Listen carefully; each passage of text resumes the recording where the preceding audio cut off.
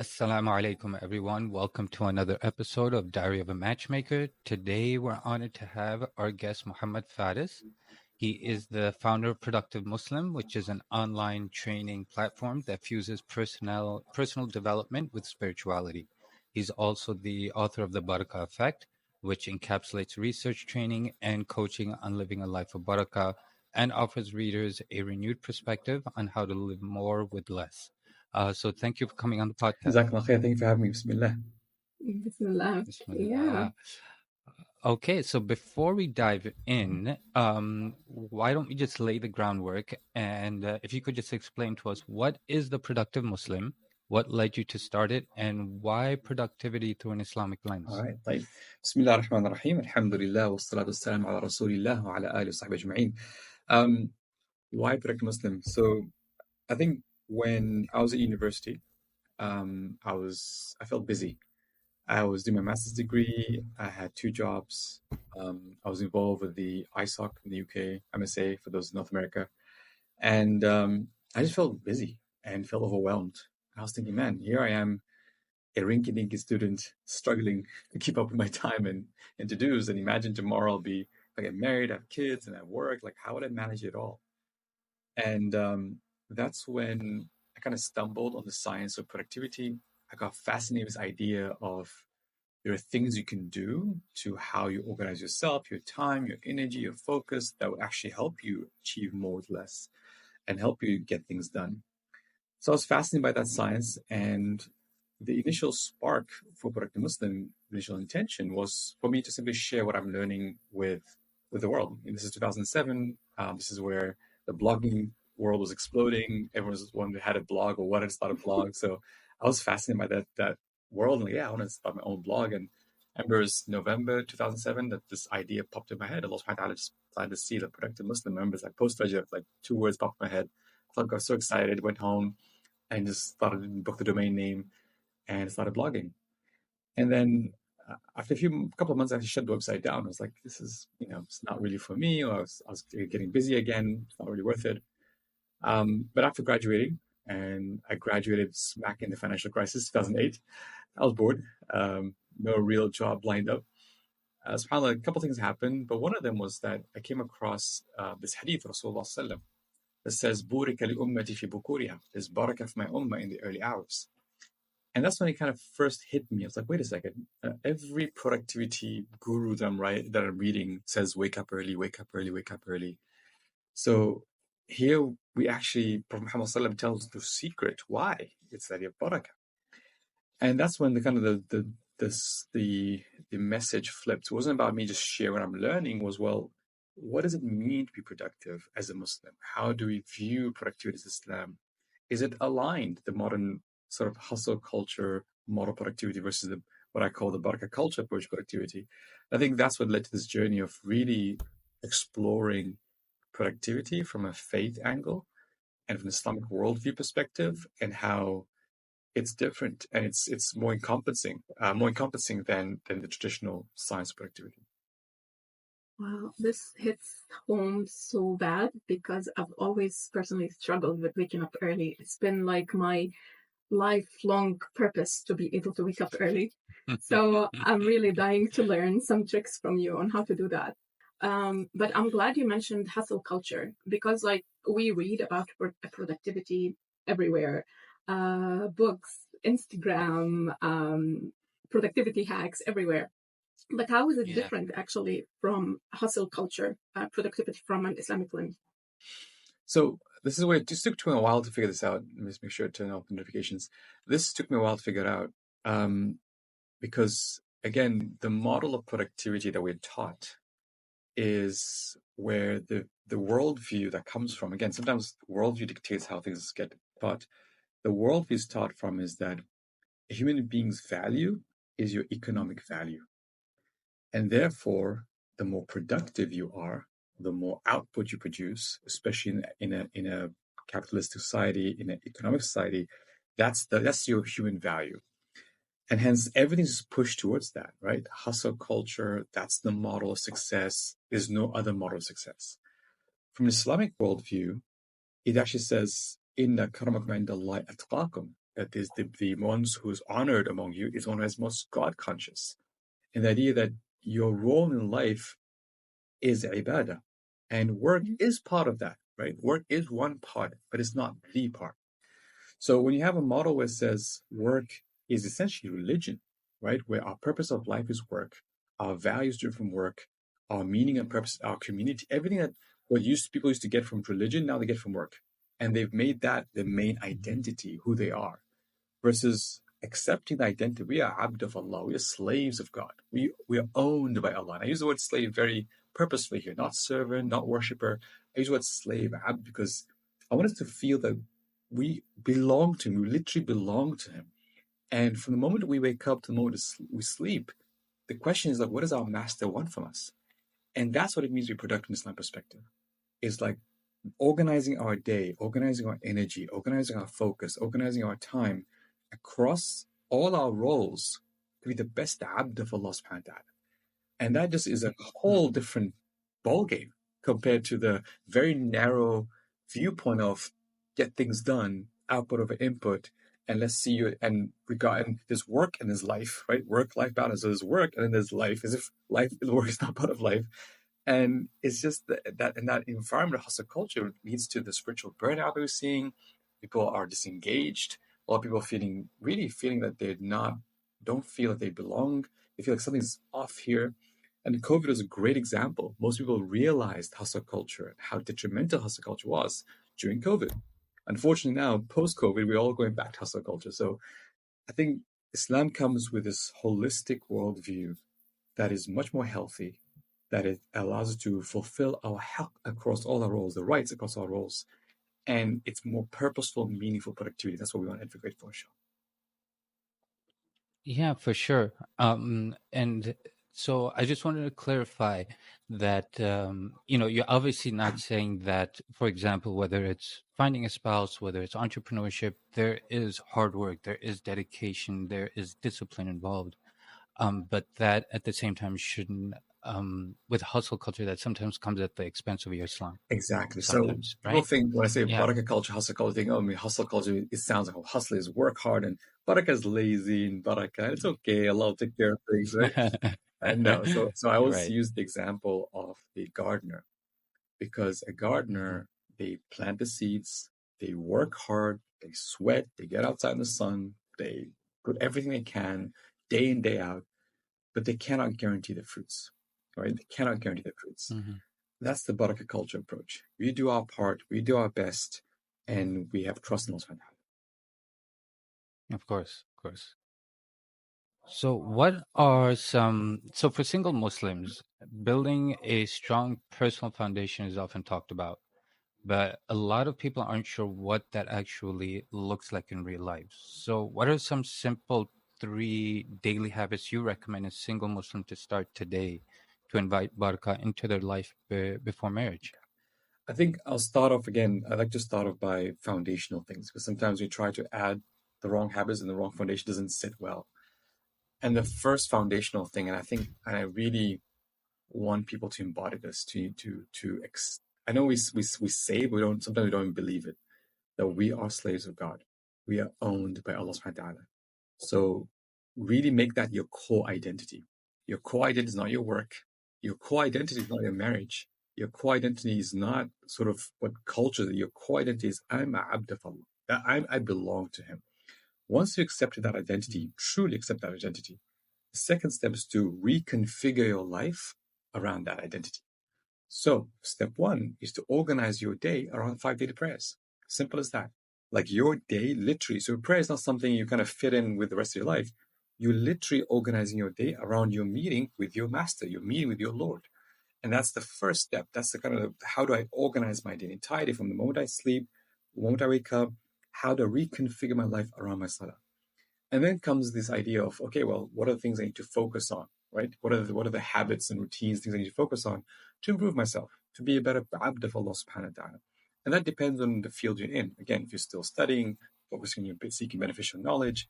If you're not studying and you're working, then it's working. If it's working, if you have some service work for the community, is being involved again in the service of others. And when I say it again, it's not about Sometimes we kind of I've noticed people, they hold their life. Like, I'm not going to be productive until after I get married, or I'm not going to do this until I get a job. Every single day is precious. Every single day is a contribution towards your akhirah. So make it count. Make it count. Organize your day around salah time. Be intentional about how you're going to spend your day, and just figure out what are the best ways I can serve Allah subhanahu wa ta'ala. Yeah. And naturally, these things will definitely carry over into your marriage, because it's not like you just flip a switch and like all of a sudden you're going to become this productive version of yourself post marriage. It starts now and then it carries over, because then the responsibilities build up, obviously. Absolutely. A lot of times, like what you're saying is beautiful, mashallah. And a lot of times we hear a lot of like good advice on podcasts, on interviews from experts like yourself, and we like it. But then after we hit pause, we stop the podcast or the video, we forget everything we heard. Like, it's beautiful, but how can we actually implement it, like practical, actual steps we can take with us after this recording and implement them in our daily lives? Yeah.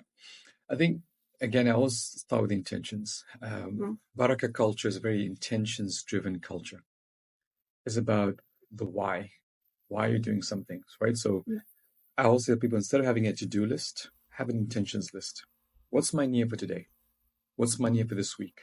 Right? What would I focus on? What's my niyyah? What's my intention? And just asking that question, what's my niyyah versus what's my to do, already makes a switch in your mind that I am now abd of Allah. I'm here to serve Allah, serve His creation. So at the start, at the beginning of each week or each day, what's my intentions? All right. Then look at your calendar, because also your calendar is your intentions map. It shows to also what you plan to do, what you intend to do. Whether it comes to reality, no, it's a different story. But this is how you plan your day, how you intend to live your day, how you intend to live your week. And just sit with your calendar and say, well, if I were to be as Abdullah, if I were to live this day perfectly or this week perfectly, what would it look like? When will I pray? When will I eat? When will I exercise? When will I meet my friends? When will I study? When will I work? When will I have those appointments? And just really draw a map, and that kind of gives you a visual of what's coming. And sometimes I have to make some tough choices. You know what? I could sleep early and get up for Fajr, or I could watch Netflix. I got to decide. Right? I need to decide where this goes. So I have to really decide where this goes. So I think just having an intentions map and building the calendar for the week, that is a practical way to live this. It's not a lived experience. And the third is that daily check-in. Again, we have the 5 daily prayers. It's a great time. I personally like to check in the morning. What's my intention for today? After Dhuhr, how's my day going, and what's my intention for the day? And then in the evening, how did the day go? It's that daily muraqabah, the daily sort of planning and reviewing and reflection is very, because that tells you, okay, today, alhamdulillah, this went well. This didn't go well. And I need to improve in this area. That conversation could have been better. You know what? I could have exercised today. You know what? Maybe I should have napped today. I was so tired. You know what? Today I should have maybe not had that fried chicken because I'm so now lethargic rest of my day. So you just by observing yourself, reflecting, not just spiritually, but even physically, and of course socially, that's when you start making those small changes. And I always say to people, imagine yourself as a software, right?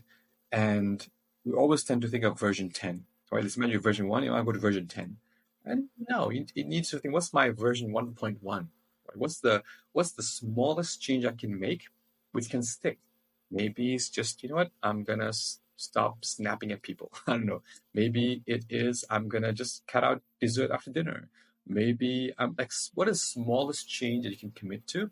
And that's your version 1.1, spiritual, physical, or social. And once you make that commitment, it becomes part of your routine, part of your habit. What's the next version? And you keep going until you get to that version 10, inshallah ta'ala. And that's how this becomes a lived experience versus theory, inshallah. Yeah.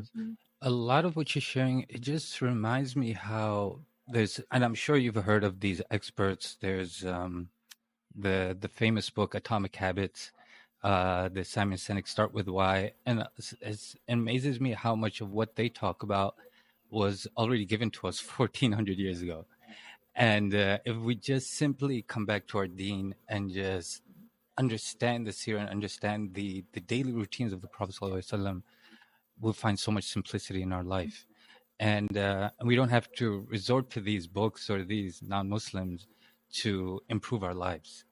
And it's just a very nice, refreshing reminder Yeah. to hear you say I these think things. it's about, again, back to the worldview. I'll say there's no harm learning and benefiting. The wisdom is a lost property of a believer. But sometimes we Mhm. tend to take these things wholesale. Every author, every sort of self-help guru comes with their worldview. And unfortunately, most of the self-help authors out there, they come from a worldview that is secular, that does not believe in akhirah, is sometimes not aligned, right? And maybe they get one of the two things right, or a few things right, but sometimes you have to almost read these books with that faith-based critical lens. Like, wait, does this align with my... For example, a lot of the self-help books are very ego-centered. You can do anything you want. You are the set your own destiny, right? You doesn't, you can walk away from a relationship, right? Like, it's so ego-centered.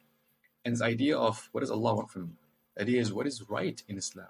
What is haqq of others? There's huquq, there's rights and responsibilities. The idea of, community, right? I feel like sometimes we've just so, and the hardest part, or the worst part, is when we try to Islamicize this, right? We try to add Islamic terminology to this thing, oh yeah, we're trendy too. Oh yeah, we knew this 14 years ago. I'm like, wait, we have to really rethink from the ground up.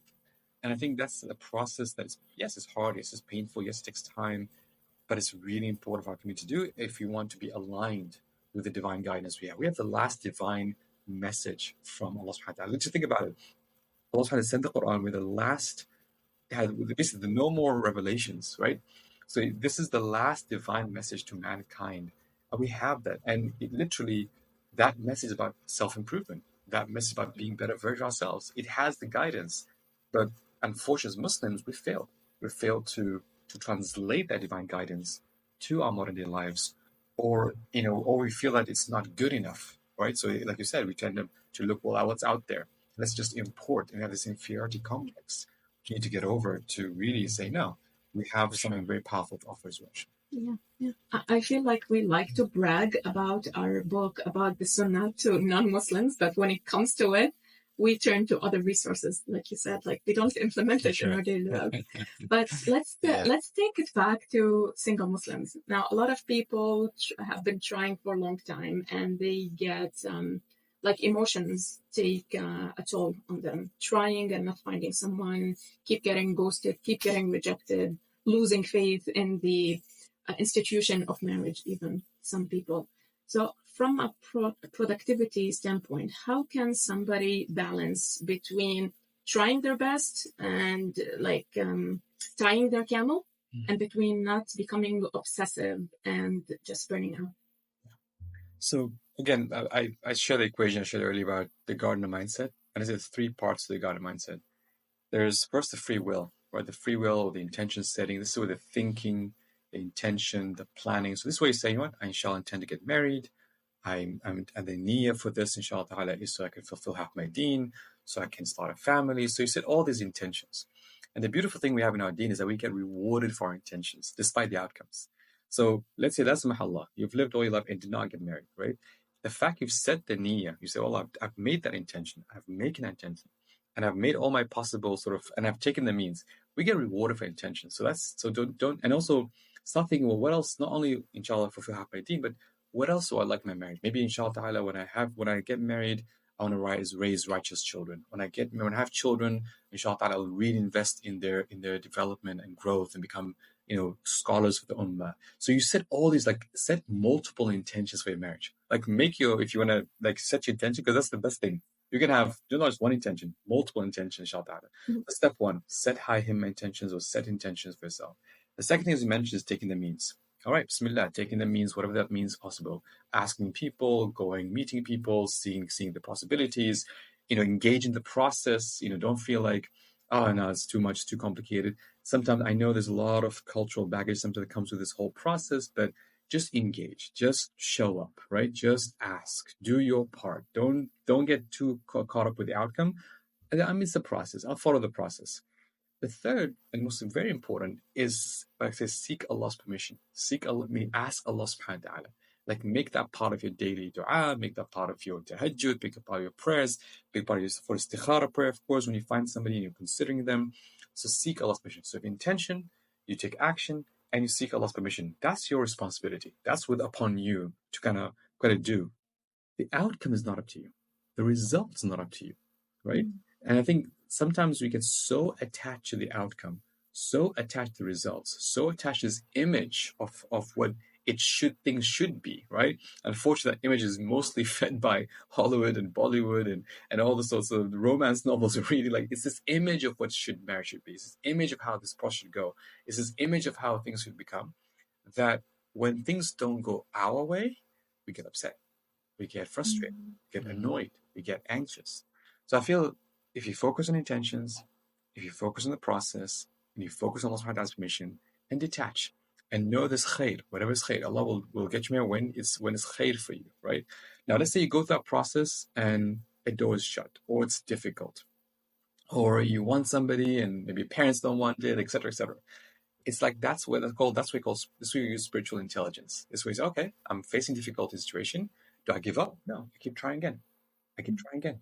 I keep trying again until a door is open. And this is Allah subhanahu wa ta'ala is merciful, He's just, He knows best for you, He does not want harm for you, and He'll give you from where you don't expect, inshallah. But have sincere intentions, work hard, and ask Him, and detach from results, inshallah. Beautiful. We have a client, semi-client, you could say. She's been trying for 20 years and she is still trying with like beautiful energy, and she hasn't given up. So mashallah, that's really beautiful. And I really love what you said in the beginning, that of course we know we get rewarded for our effort, for our intention, but for some reason we don't actually think about it in our pursuit for marriage. So that's beautiful what you said. Even like just because you are trying and you have the right intention, you're getting rewarded for it. I think that could make a huge difference for somebody who's trying. Yeah. Sure. Yeah, definitely. To add to that, sometimes it feels like if we're not seeing the results and we don't see progress, we feel like we're losing barakah. And so to piggyback off of that, what are some warning signs that someone might be losing barakah or productivity in their marriage journey? And can they take some steps to realign that? Great question. So first we need to understand what barakah is, right? Because sometimes that makes a difference. So say barakah is the attachment of divine goodness to a thing, right? So that means, imagine barakah, anything. Could be your marriage search, could be your marriage itself, could be your home, could be your time, could be your wealth, could be your children, could be your smartphone, could be anything. When Allah attaches barakah to it, there is this benefit, there is this khayr, there's this goodness that comes from it, which makes you grateful, right? Now, barakah can attach itself even to difficult situations. How? Sometimes we think barakah is only about, getting what we want. Oh, mashallah, I got barakah, I got married. That's, of course, one manifestation of barakah. Is also how that facilitates marriage for you. But also, having stability and having inner peace, right? Like trusting the process. That's barakah. Because some people, like, if they just give up or completely lose hope, like despair, right? You feel something's missing. Whereas when you have hope, you have a stability. Yes, you might be disappointed. Yes, you might hope for better. But that having stability and inner peace, that's also barakah. Being continuous trying, not giving up. That's also barakah, because continuity is also a form of barakah. Sometimes you might start something and stop, right? But you start continuing on something. The Arabs say barakah sama. Barakah sama means the rain is the skies or the heavens raining continuously. So continuity, the fact you're continuing this journey, you haven't given up. It takes 20 years, but still continuing. That's barakah. So barakah is not just about getting what you want, right? And you know that this blessing, when Allah puts barakah, there's a lot of khayr, there's a lot of goodness. Now, in general, what attracts barakah is aligning what I call our mindsets, how we think, our values, and our rituals and behaviors to how Allah wants us to live. That's what attracts barakah. So how you approach the process, right? How you do things the right way, doing things the halal way. All these things brings barakah. What detracts barakah, right, or what removes barakah, is doing things that are not aligned how Allah wants us to live. I think sometimes, there's a beautiful hadith that says, that everyone will have their rizq as if ajminu fi talab. So, seek your rizq beautifully, right? Seek your rizq in a way that's beautiful, in a way that's, it's gonna come, right? Because it's all, written for you, or not written for you, but the idea is like, it's seek your rizq beautifully. Don't try to seek your rizq. It's like someone, like, let's say he's about to earn money. Instead of earning for it, he went and stole it, right? He got the money that he was written for him, but the how part. How did you go for it? So I think seeking your risk beautifully, seeking the process, those are things attracting barakah, and following the right way of doing things, inshallah, that's brings most barakah, inshallah. And like I said, it's not about the results, it's about you doing the right and just having that inner peace. And ask Allah for barakah in your time. Ask Allah for barakah. It's like, Allah, use me for your service. Use me however you want. I'm at your service. Enable me to fulfill this half my deen. It's like you just feel. I think something, again, back to the idea of abdullah. When you attach yourself to the Lord of the worlds, it feels less about, you feel less insecure. You feel less feel something's I'm missing out. You feel like, alhamdulillah, if I've got Allah, who else do I want? If I haven't got Allah, who else? I don't care if I marry who else I marry won't fulfill me. I think just that, is very powerful by such. Yeah, Barakah. Sorry, Zayn. No, I just love how you expanded upon the definition of barakah, because when I think about barakah, and this is also part of Islam, where it's this idea of barakah is just getting more with less. But barakah is also much more than that. And the hadith that always comes to mind is the incident when the Prophet ﷺ fed, I believe it was hundreds of companions just from I believe it was a bowl of milk. And it wouldn't stop. And so we take from that, and sometimes we just have this narrow-minded view of barakah where I'm just getting so much more from less, but it's much more than that too, as you were just explaining. Yeah. Sorry, were you going to say something? I was just going to comment on what you said, Brother Muhammad, about barakah in time. I feel we're all lacking that these days. Like, I feel like we are all on autopilot these days, and we don't remember what we did yesterday. Like yesterday, Zaid, we were trying to remember what we did the day before, and why are we so tired, and we couldn't even remember. It took us a moment. Yeah. So do you see that happening often, or is it just, I don't know, married people? It's two ways of looking at it. First, from a macro perspective, and put it that way. There's this hadith that we all need to be aware of, and of course it's part of the sign end of times, right? The hour Muhammad ﷺ taught us, the hour will not come until a year feels like a month will feel like a week will feel like a day, and a day will feel like like an hour will feel like a flick of a flame, right? And I'm sure we've all kind of experienced that. And at the same time, we also know the hadith says, if the final hour is approaching and you have in your hand a sapling or a small palm tree planted, right? So it's, yes, we are approaching, right, and of course we're not getting away from Day al-Qiyamah, getting close. Every day getting close to Day al-Qiyamah. So in general, that's what the feeling we're feeling, and the modernity and the way things are going, and everyone's expressing that. However, instead of looking at the hadith and kind of feeling despair, like, oh my God, that's it, Qiyamah's coming, game over, guys, is actually we should, if anything, double down on this idea of barakah and seeking barakah in our day. So I talk about, when you feel you're in this tornado of life, these calls, meetings, messages, kids, and you're like, what happened? It's like when you feel in this middle of a storm, drop your anchors. Like, what are your anchors? Salah is your anchor. Make sure you have that established salah in your day. Quran is your anchor. Have that time for Quran. Really kind of make that time for Quran. I know it's busy and you can't make that time for Quran. Adhkar is your anchor. Make that time for dhikr. Like these spiritual anchors kind of like at least give you the navigation where we are, what happened yesterday at least, right? But if we just let go of these anchors, we'll be that tornado and we'll be spit out in a weekend thinking, whoa, where'd that we come from? So us as part of this engaging in this end of time moment, in this moment, feel like there's, the hours, the time is slipping by. Dropping the spiritual anchors will actually add more barakah. We'll actually experience barakah. Also, to notice the barakah in your life. Sometimes we just don't notice it. In my workshops, they put your barakah goggles on, right? And sometimes we look around, see how much barakah. If you have stability in your day, if you have a normal day, no issues, normal, alhamdulillah, let's say husband, wife, no bickering today, like everyone's happy, you're happy, the wife, she's happy, alhamdulillah, that's barakah, right? No major issues. If you have kids are happy, kids are healthy, your mental health, your physical health, alhamdulillah, stability, that's barakah. If you're able to do good work every day and show up for salah and do your Quran and do your adhkar and do good work, and that's barakah. It doesn't have to be this increase or some massive thing. Sometimes just, us fulfilling our duties, to being the best version of ourselves every day, that's barakah itself. So I hope that this kind of helps with the idea of like, how do you find that time? drop your spiritual anchors and put your Barakah goggles on, inshallah. Inshallah, I personally, I'm already taking a lot with me from this interview. I'm sure a lot of listeners are as well. But yeah, anchoring ourselves. Another question, which is growth, self-growth. A lot of people are trying to do self-growth, especially singles. They're using their singlehood days to grow, which is great. But not every growth is productive. I'm sure you know that. What are some productivity mistakes you see, especially amongst single Muslims? That's a good question. I think it again comes down back to intentions. What's the intention behind what you're doing, right? Let's say I decide to run a marathon.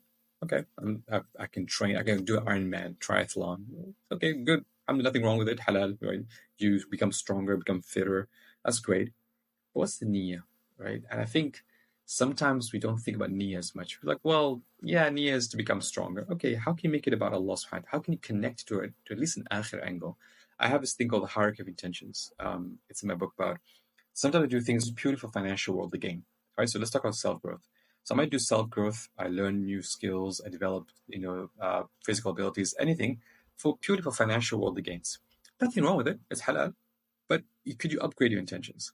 So, okay, well, maybe the financial world gain is not the main driver, but I like people to think the reputation, fame. Oh, mashallah, she's a triathlete. Oh, mashallah, she runs a business. She's an entrepreneur. Mashallah, he's learned this new. He got another degree or something, right? Some kind of becomes about reputation and fame, right? And again, nothing wrong with it. The problem with that is that though, if you're successful, right, you feel some of the imposter syndrome. Right? Because you feel, well, maybe I don't deserve it. And if you're not successful, you feel guilty and envy of others who achieve the same success. And same with financial world gain. If you achieve financial world gain, let's say you make $1 million or you run the marathon, there's a euphoria you feel, and then a few days it dissipates. So then if you don't achieve, you feel frustrated. So it never lasts, right? These intentions, low intentions with the financial world gain, reputation, fame, it never lasts. And then comes a third level, it's a feel-good factor. I do think it just feels good, okay? Again, nothing wrong with it. Alhamdulillah, it's good, it's khair. But again, if it's only feel good in this dunya sense, it's always temporary. It never feel like it lasts. What you want to do is upgrade your intentions to connect to the akhirah, to connect to the everlasting, to connect to your real home where you're going back to. So how can I make my goals, my self-growth aligned with my real end goal, which is my spirituality? To become a better version of myself spiritually. This does not mean only ibadat, right? This does not mean only entering to seminary and studying, becoming a scholar. It means across all areas, like what are the talents Allah has given me, and how can I cultivate that talent for the service of others, for benefit of others? How can I improve myself spiritually? How can I create a sadaqah jariyah? How can I please Allah subhanahu wa ta'ala through this time that I have? So I think that sort of level of thinking. Now, maybe people think, oh, you're complicating it. I just want to run a marathon. Leave me alone. I'm like, let's run a marathon. No problem. But really, if you want to make the most of this self-growth moment, of these moments, the higher the intention, having this high, we call high himma intention. Our ummah needs high himma. High himma is high aspiration. I think, unfortunately, sometimes we become so self-centered, so ego-centered. It's all about me, myself, and I. We call it self-growth, right? It's about me, myself, and I. Versus thinking, how can I be a better abd so I can serve others and be better others and help the ummah? And I feel like we need to upgrade our intentions beyond just our kind of like, I hate to say this word, but it's kind of selfish reasons, right? It's about me, myself, and I. It's about my marriage, it's about my work, it's about my family versus what's our role in the bigger picture of things. And we need to kind of think along those lines. Might sound like big talk, but I feel like if just by even my setting intentions can be very powerful. Inshallah, I feel like a lot of us, honestly, including me, we've settled for mediocrity. And whether it's ibadah-wise, whether it's worldly-wise, we've just settled for mediocrity. And yeah, at least I'm praying. At least I'm not drinking, when we could be doing so much more as a ummah. Yes, I talk about 3 issues that really affect us ummah in terms of reducing our himma. One is triviality, trivial things, right? TikToks, scrolls, reels that keep us addicted for hours. So we follow trivial matters. We follow what celebrities are doing. I hate to say this, people might be controversial. You might lose listeners if I say this, but sports sometimes, right, become so obsessed, Exactly. right? So triviality, unfortunately, becomes our obsession. And this becomes our, again, nothing wrong enjoying a period of game, fine, but it becomes an obsession, what players doing and who's sold to who. And like, la ilaha, is that really the most important thing at this point in time? Triviality. Second, you mentioned is mediocrity, right? Doing things mediocre, not being ihsan. If you're gonna, let's say you're gonna learn baking, make sure you're the best baker in the world. If you're gonna learn how to make a cup of chai, make the best cup of chai in the world. Like really have ihsan, bring ihsan everything you do. Mediocrity. And the third, and which is the most dangerous, is comfort seeking, right? Muhammad Sallallahu used to say, I don't worry about you about poverty, but I fear for you zarakha, ease. You know, the Sahaba were tested by hardship, we're tested by ease. And I think this test is harder because it's so comfortable, so easy, and by difficulty make it very difficult. So what was it? Yeah. Mediocrity, comfort, and triviality and comfort seeking. Wow, I love And that. subhanAllah, the way to overcome them is, again, taqwa, right? So taqwa, you God conscious. You know, if you think like if you just scroll through Facebook and I'm God conscious, it will feel like a waste. Like, no, I'm not gonna do this. If I scroll YouTube, like, no, this is I'm out. This is. It's almost like it's beneath you. This thing is like it's. I'm a slave of God. I'm meant for higher things. And trivia and mediocrity is about. I need to do things. I need to submit my work to Allah Subhanahu wa Taala, not to myself, not to my boss, not to my client, not to my followers. It's to Allah Subhanahu wa Taala. So will Allah accept this? That takes you a whole high level. And then comfort seeking is you're willing to go through uncomfortable things for the sake of Allah Subhanahu wa Taala. That's why Allah Subhanahu wa Taala talked about in the Quran, "Kutiba alaykum al-qital wa kurhun lakum," that fighting has been written for you, and he hated. He knew that. Of course, no one likes to go and fight and lose a limb and get hurt and die, and painful. But he goes, وَعَسَى تَكْرَهُ شَيْءٌ وَخَيْرٌ لَكُمْ. Perhaps you might hate something or dislike something. It's good for you. So sometimes, even when it comes to comfort seeking, being uncomfortable is good for you. And ask anyone who goes to the gym, right? It's uncomfortable. If you go running, it's uncomfortable. But that being uncomfortable is actually good for your own growth and development. I feel that's so true. Yeah. I was just gonna say, I feel like the people in Gaza right now have nailed all three things. SubhanAllah.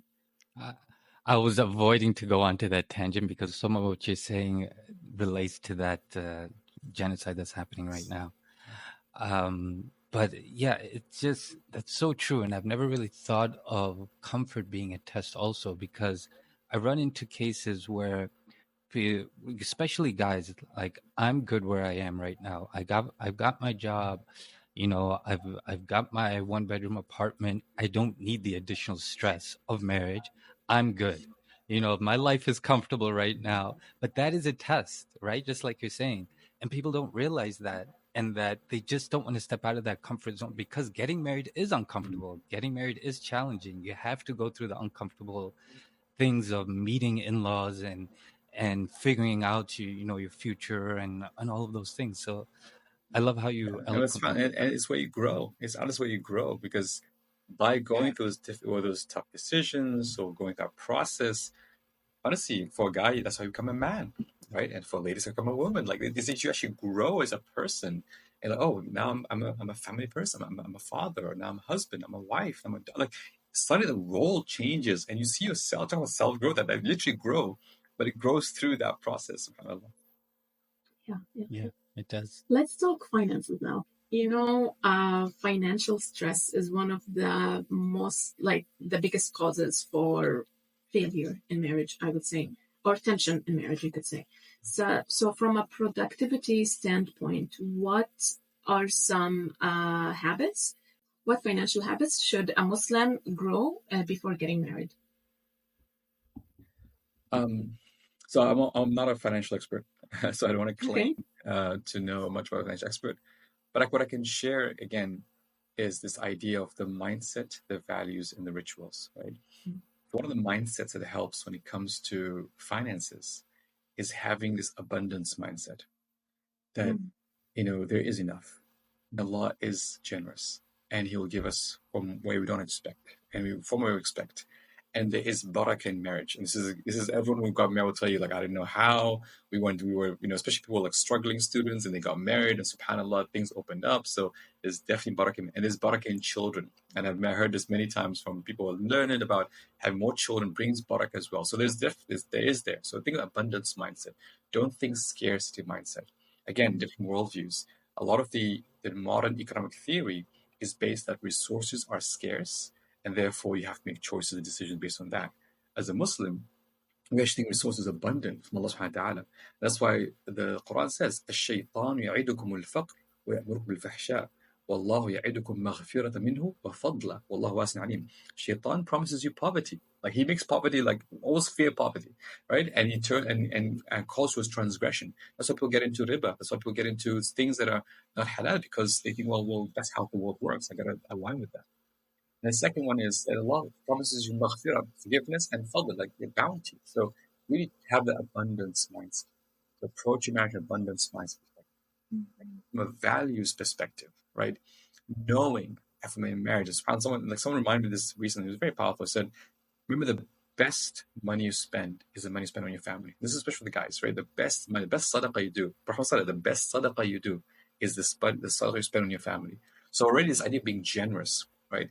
Now, of course, yes, being responsible. Yes, not being spendthrift. Yes, not overdoing it, but generosity, right? Having this abundant generosity. And when things are tough, say, hey, things are a bit tough right now. Let's tighten up a little bit, but inshallah, we'll work it out, inshallah. So generosity, having the communication, and then the rituals, like even simple things like, I'm a big fan of the YNAB app, right? YouneedAbudget.com. It's a brilliant app. It just literally every week I sit in, I plan, I look at what income comes in, I rearrange, okay, where will I spend money? Where will I not spend money? What's happening? How can I fix any deficit? And it gives it's great to spend with your time with your spouse and share that. Again, depends. That's why you need to understand your spouse better. Some spouses don't want to know the financial situation. For them, it's too stressful. They can't handle it. Others, they would like to know and like to be involved, and especially if they also earn income earning. So having these conversations can be very, very powerful as well. Like the roles, responsibilities, how it approaches it, and again, always think the Islamic worldview. Right, the Islamic worldview upon is the man to spend on his family. Right, that view is clear. Unfortunately, we kind of we import Western values and then we try to Islamicize them, and then we end up having really harsh issues. No, taking as a man, you're responsible financially. If the woman, she's income earning, she wants to spend, that's up to her, but you are responsible. So again, growth this is where masculinity and healthy masculinity comes in, where you as a man need to be responsible, need to earn, and need to work, and need to develop your skills and grow. And that comes with that process, inshallah.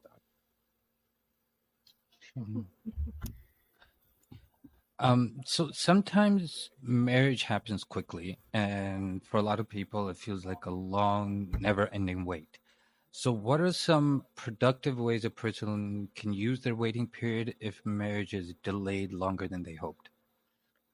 I mean, again, this is what I come back to the intentions. What's your high himma, right? So instead of wasting our time, triviality, mediocrity, like what's the high himma thing and focus on? What sort of service, right? So there's two things, there's two roles we have in life. We have the abd of Allah, we are the slave of Allah Ta'ala, and we are Allah's khalifa. We are Allah's always like public servant, we're his public officer, which means we're here to serve his creation. So there's a vertical line, there's a horizontal line. So as long as you're improving either both of these, as long as I increase my spirituality, I'm increasing my development, I'm getting Allah subhanahu wa ta'ala, and I'm serving, and I'm helping, and I'm volunteering, and I'm being an active member. What you don't want to do is let marriage be quote unquote the excuse for not developing vertical or horizontal, right? And this usually comes from either because of resentment, either sometimes, and it happens, sometimes you doubt, right? Comes in, I made dua, nothing happening. Start doubting Allah subhanahu wa ta'ala, start thinking of, maybe I'm not a good person, all this stuff. So what you want to do is fight the whispers of shaitan, get yourself busy with improving spirituality, and get yourself busy in service of creation. And inshallah ta'ala, again, if it's khair for you, if it's good for you, Allah will provide from where you don't expect, inshallah. Inshallah. So sometimes marriage exposes a lot of bad habits we didn't know we have. I'm sure all married people feel the same way. Now, what are some systems or routines single Muslims can establish to help them before getting married? To help them know those issues, or just be ready, to be exposed? Just to serve them in their marriage later. Like if they have bad habits they're not aware of. I think that I can only say that honestly, sometimes you need that mirror, right? And marriage is that mirror. And sometimes without a mirror, it's hard. You can't tell. You won't know. Oh wow, I didn't know this about myself, right? I'll share. I'll be honest. Like my wife tells like I'm not an emotional person. I don't share emotions, right? I'm very, like maybe as a man, I don't know. It's just like I just don't share emotions. And she's like, really? Like, yes, it's okay. It's like, why don't you share, right? I was like, I never knew that about myself. It only when I got married, we're like, oh wow, yeah. Why I struggle to share emotion? Why I struggle with real emotional empathy? Like I struggle with that. So sometimes just seeing that, having a mirror, is what reflects, right? Now, what you need to be ready for is how to take that, right? How to take that feedback, right? Being okay to being quote unquote criticized, right? Not taking it personally. Another habit, again, very healthy in marriage, is knowing when to speak and when to keep silent, right? That's a skill. Sometimes you don't want to add fuel to the fire.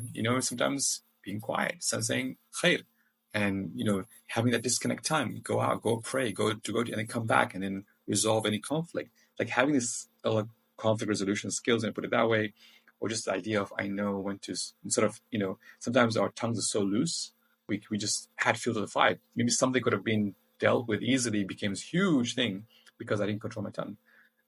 The other one is also to understand kind of like, again, what are those things that trigger you, right? And why they trigger you. Maybe it's not actually your spouse. Maybe it's something that you need to deal with yourself, you haven't dealt with. So that's where mental health comes in. It's where understanding yourself, who you are, asking Allah for help to deal with something that you struggle with. So what is it about why am I struggling with this issue? And not just always blaming it on the other person. So these are skills. These are called hard skills, soft skills, when I put it, that really help you before, during, after marriage, and it can make a difference shot out into the marriage shot. Yeah. I myself didn't know, honestly, I was such a critical person before we got married. I always used to think that my mom is critical, and why is she criticizing dad so much? Why did you bring this? Why didn't you bring that? And once we got married, I'm like, oh my God, I take after her so much. But that's powerful when you're able to reflect and say, oh wow, like just seeing that, when you detach yourself and seeing that, like, well, actually, I'm struggling with this, and then sharing that, saying, you know what, I know that this was a surprise. I don't know why I'm struggling with this. Why am I so harsh? Maybe why am I snappy today? Like just even saying that in your marriage, like people, oh, okay, so you almost you are observing, you are knowing. Sometimes even your spouse doesn't want to bring it up because it doesn't make it worse, but just observing yourself is actually very powerful. It's great because it shows that you are also growing and learning, not perfect as well. Excellent. Quick firework questions. Yeah. So, do you have other questions you wanted to ask before we go to that? no, I was going to go to the rapid fire questions. Okay. So no time for istikhara. Quick answer. Quick answers. What's one unproductive thing you secretly love doing? Oh, gosh. I caught him off guard. I know. It's like unproductive thing I secretly love doing. I secretly love doing, I guess, in my morning coffee. I don't think it takes too long. It's like I take like a half an hour just making my coffee sometimes. It's like with beans and getting all the thing right. It's like you could have done a lot in half an hour. Yeah, that's my guilty pleasure there. Finally, somebody who understands. Zaid always says, you can have your coffee in the morning while you do work. I'm like, no, this is like my time. It's my indulgence. Exactly. Yeah. Okay. What's the weirdest productivity hack you've ever heard of? Oh, weirdest productivity hack I've ever heard of. Gosh, you'd think I would have come across all of them. I'm turning blank. I don't know why I'm going blank. I'm really turning blank. No problem. No problem.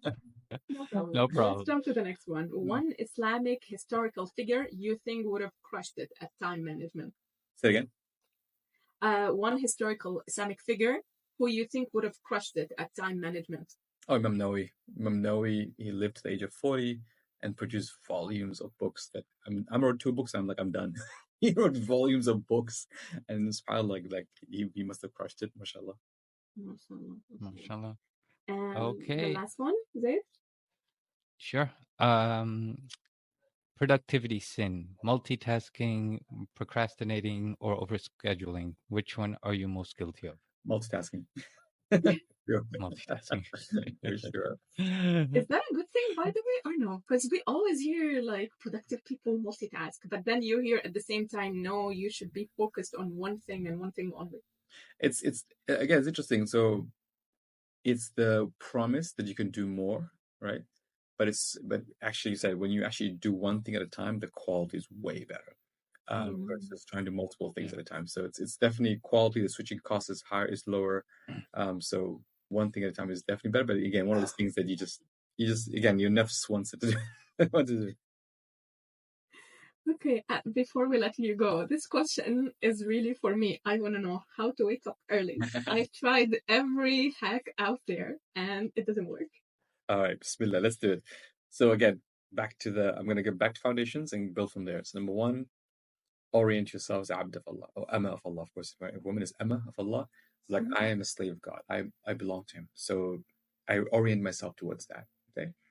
Number two is understand your energy levels. Understand sort of how your energy levels. Are you a more morning person, night person? Is that assuming the night person? I'm a morning person, but not too early of a morning person. Like, I don't know, 9 a.m. morning person. Okay, that's perfect. You're more of a night person. No. That's fine. That's fine. I think I recently read that it's not about morning people. There's not much difference in morning folks, night folks. It's actually a few hours difference. It's not a big difference. We all think it's a big difference. And a lot to blame is at home. Try to dim the lights early, right? So when you're home, so dim the lights. So if you I don't know, in the summer, of course, the days are longer, but try as much of time by, let's say, 6, 7 p.m., 3-4 hours for sleep. You kind of black out the sun. You kind of put some dim light, not bright overhead lights. That helps to produce melatonin so you can sleep earlier. Number 3 is to sleep according to sleep cycles, meaning recognize you have 90-minute, you go through 90-minute sleep cycles. So set your alarm at the end of one of your sleep cycles. So let's say you sleep at 10 p.m. and let's say Fajr is at 4 a.m. Okay. How many sleep cycles can I fit in between 10 a.m. and 4 a.m.? You go 10 to 11:30, 11:30 till 1, 1 till 2:30, and 2:30 till 4. So it's 4 sleep cycles. Great. Set your alarm at the end of the last one, so at 4 o'clock. Because what happens is that when we set the end according to sleep cycles, when we finish a sleep cycle, before beginning a new one, we are near consciousness, which means we're much easier to wake up. But if you wake up, you set your alarm in the middle of a sleep cycle, it's like it was trying to wake up from, like it's like a laptop waking up from like a hard shutdown versus just the sleep, right? A quick open up. Yeah. So that's another one that would come sleep cycles. Again, focus on sleep hygiene, right? So things like get some sunlight in the morning. Again, that helps to set your circadian rhythm. Ideally, watch sunrise. Because sunset is late. Summer is a bit weird because of lateness, but definitely watch sunrise. If you're able to see with the naked eye, just see the sunrise. That helps reset your biological clock. Grounding, so barefoot on earth, helps you reset biological clock, helps you sleep better at night. A warm bath before bed helps as well. What else is there? So again, these are all hacks that get you to the ultimate level of you're doing this not because of biohacking. You're doing this because your intention is to wake up Fajr, right? So you set your intentions, again, back to the three-part equation. You set your intentions, right? Oh, Allah, I want to wake up for Fajr or Tahajjud or whatever you want to wake up for. You take the means, all this biohacking, sleep cycles, watch the sunrise, grounding, warm bath, dim the lights. You're taking all the means, and you seek Allah's permission, right? Allah, allow me, right? Invite me, allow me to get up. And this is where when you wake up, it's not because of you. He literally allowed you to get up. He literally invited. So when you have that, you're like, oh, okay, wow. And let's say you went through all of that and then you missed it. Okay? Remember that you've done your best. You get rewarded for that, not the outcome. So sometimes I will share the story. Sahabas themselves and Rasulullah once were in a battle, came back from a battle. And Sahaba, Muhammad told Bilal, make sure you wake yourself for Fajr. All right? Now, they just came back from a battle. They're tired. So Bilal said, I stood up and I was trying to make sure I see the sun, so I wake them up. And I put my head on the sword because I fell down and he slept. And they all woke up after sunrise. So you just imagine Muhammad and the Sahaba like missing Fajr. Like you just imagine the shock and horror, right? And Muhammad said, yeah, Bilal, what happened? He goes, Ya Rasulullah, whatever happened to me happened to you. I mean, it's like we got the same thing. We got sleep. So they said, it's okay. Get up and pray. Let's pray. So meaning that you've done everything. right? You've made the intentions, you've taken the means, ask Allah subhanahu wa ta'ala, and know this was, it was not meant, and you try again, keep trying again, inshallah ta'ala. And inshallah ta'ala, Allah subhanahu wa ta'ala make it easy for you, inshallah.